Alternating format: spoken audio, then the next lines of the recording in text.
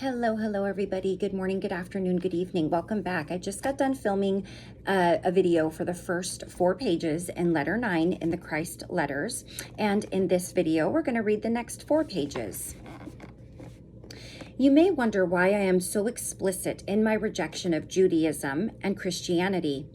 It is vital to the success of the distribution of my Christ message that people should fully understand the true nature of religions which held humanity in their grip until the 20th century.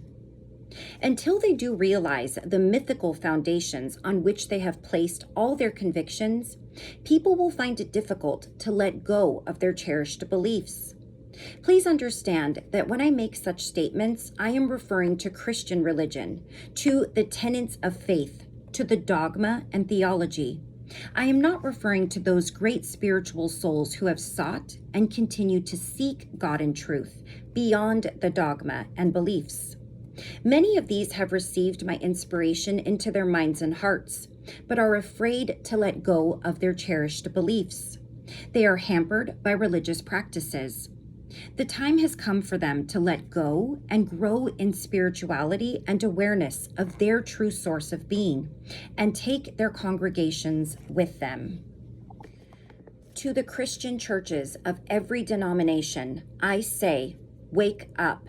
The time has come for you to rouse yourselves from a long, unnatural sleep when reason has been suppressed by hypnotic and emotional traditions.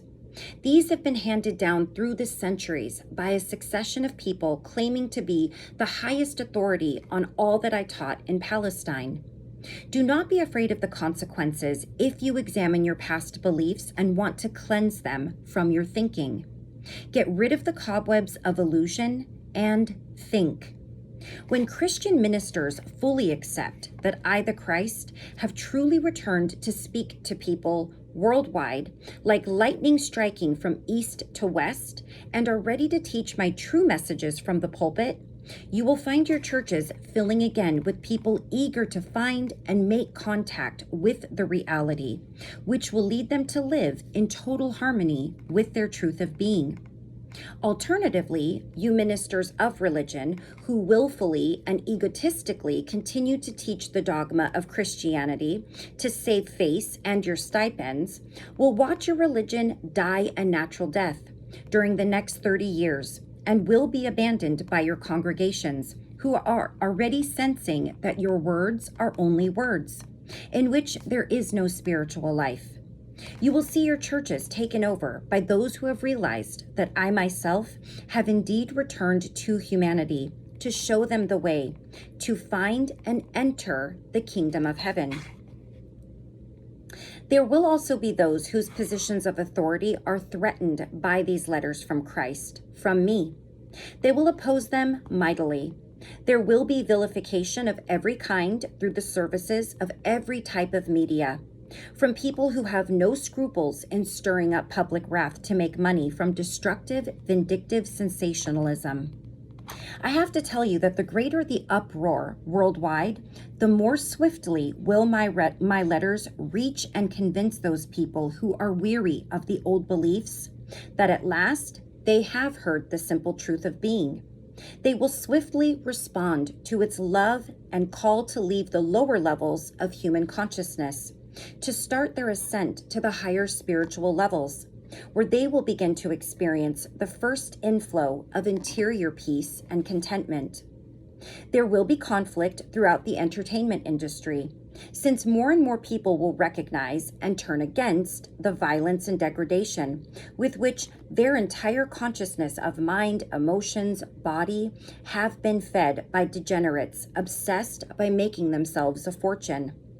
These spiritual ghouls have understood the strange fascination of the unholy and macabre for ignorant people who have been so surfeited with the security, comfort, and luxury in the 20th century that they no longer find contentment in them.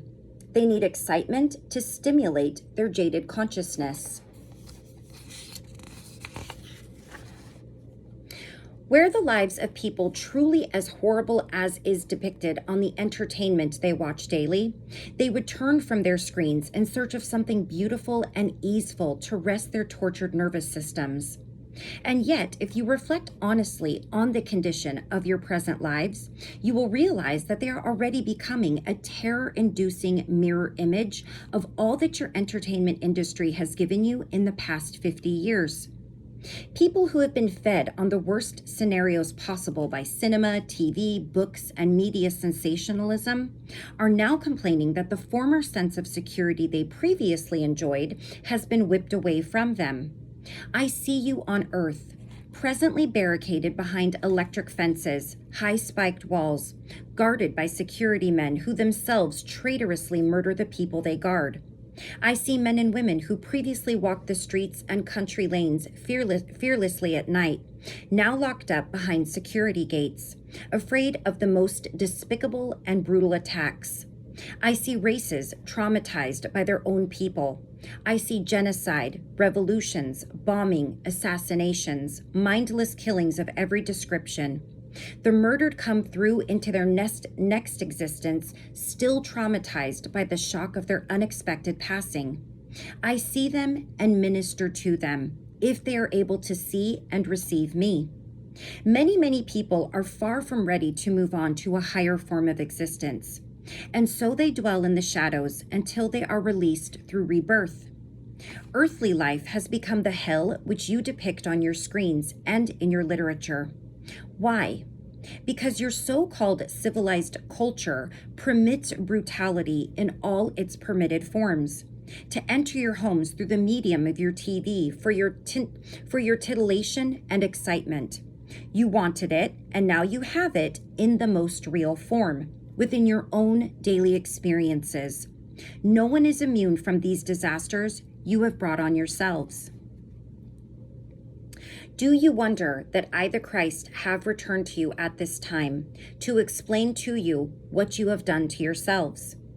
How would it be possible for any spiritual embodiment of love to remain remote from such agony of spirit and fail to reach out to render help when this is possible? Therefore, as I said before, I am not alone in my work. I speak for every master as I speak through these letters. Every master is ministering to those who follow his earthly teachings.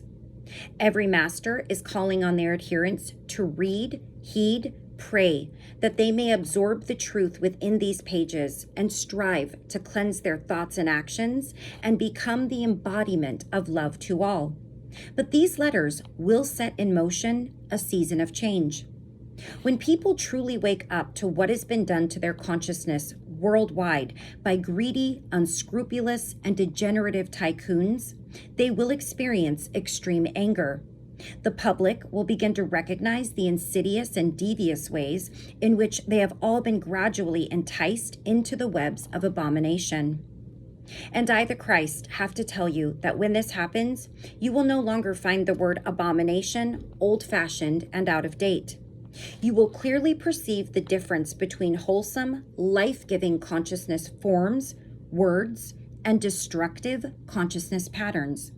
You will rebel and nationally call the destructive consciousness forms abomination.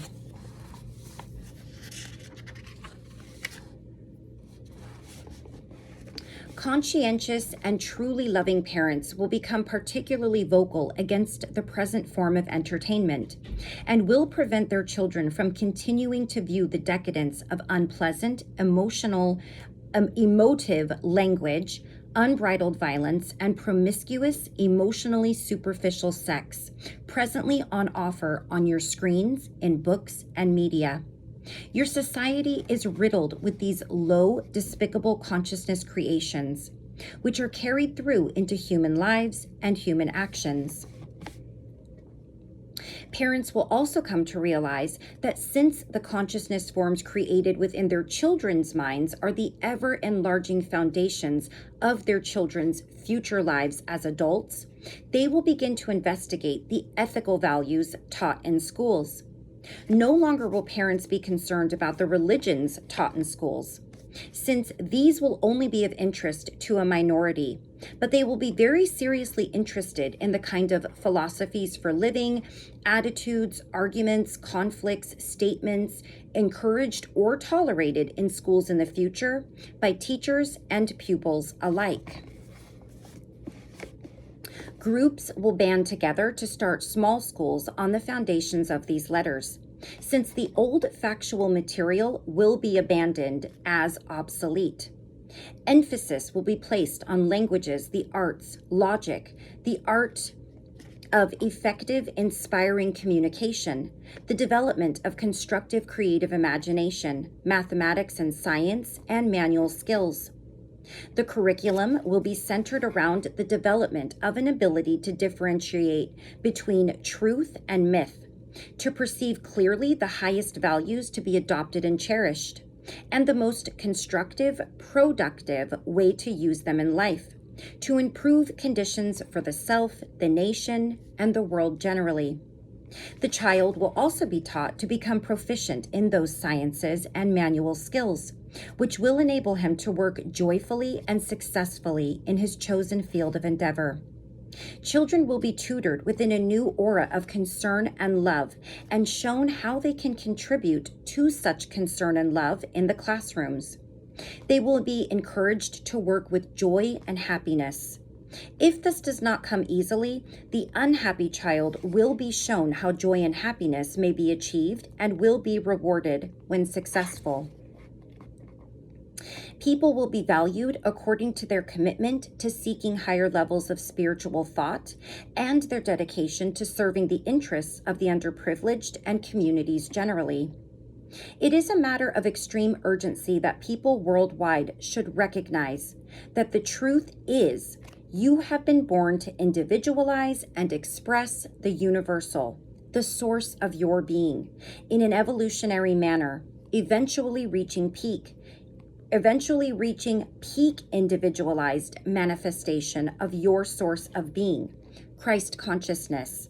And you have also been created to be cared for, nurtured, provided with your every need in order to ensure your health, perfect well-being, and harmonious prosperity whilst on your soul's journey to individualized reunion with your source of being, divine consciousness.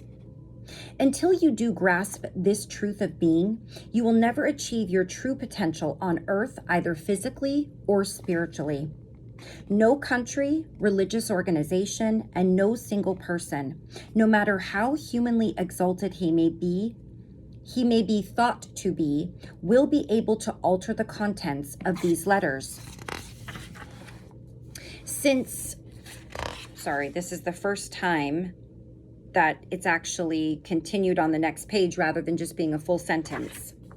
Since I am also radiating the truth of being worldwide to everyone who is on the level of spiritual frequencies to be able to receive the truth. Such people will receive, revere, and adopt it fully, without reservation, to be their own guidelines for their thoughts and actions. If there are those who cannot understand or receive the letters, it will only be because they are not yet ascended to the necessary level of consciousness to be able to empathize with them. Their growth will come later. Therefore, I say to those who have not yet experienced the quality of life I have described as being yours by divine will, do not ask what is the matter with life or people or circumstances or with you. Look inside your own thought processes, your own attitudes towards life generally, your feelings towards other people and yourself, and find out what kind of thoughts and expectations you regularly indulge in. These create a powerfully creative consciousness energy force, which are emitting throughout the day. It will attract to you exactly what you fear and expect. Sometimes the negative creative consciousness form is deeply buried in your subconscious, implanted there many years ago due to certain circumstances. Excuse me. Or the negative creative consciousness impulse may have come through a form from a past life. In any event, if you have been subjected to consistently bad experiences, examine your inner state of consciousness and find out what kind of negative expectations possess your subconscious. Discover also, what are your attitudes and feelings toward other people? Are you consistently living within the harmony of the laws of existence? Are you expressing unconditional love on every level of your life, towards every single thing in your experience? Are you able to see the light of the soul within all living things? Or can you see only their ego drive, their darkness? Do you realize that for the people whom you may reject or criticize, I, the Christ, have the highest love and compassion for them at all times? Whom you may be rejecting, I am radiating to them unconditional love. Bear in mind at all times that your source of being is in two states, in equilibrium and activity. The active state of your source of being is the dimension in which you have been conceived and given individualization.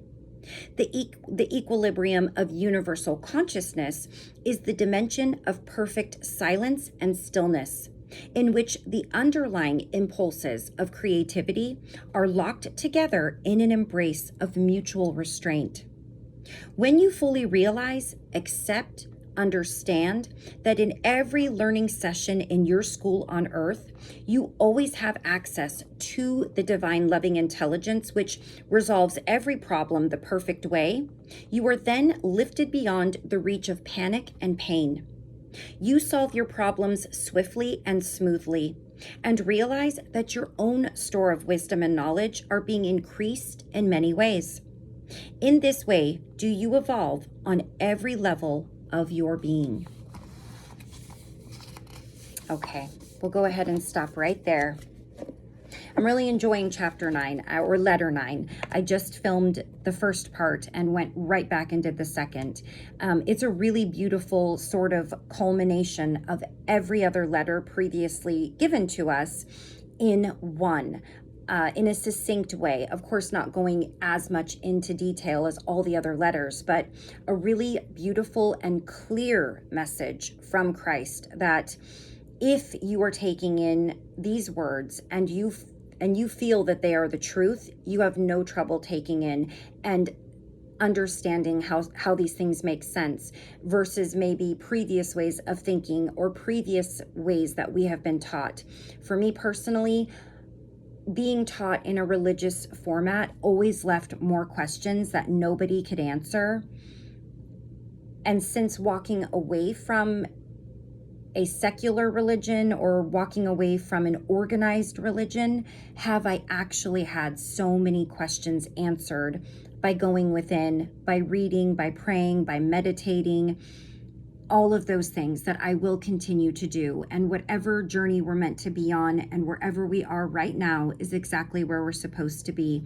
As he said, it will happen, whether it's this lifetime or 50 from now, it will happen that we all do get to that place. But what a beautiful place that will be if that could ever happen, that we all are there at the same time in loving agreement. Until I see you again for the next 4 pages, take care of yourselves, take care of those around you, and I love you all very much, and I send all of my light and love to you and my grace, and just go and spread that love and grace and compassion and understanding as much as you can, as to yourself and to all that you encounter. And I will see you guys again soon. Bye-bye.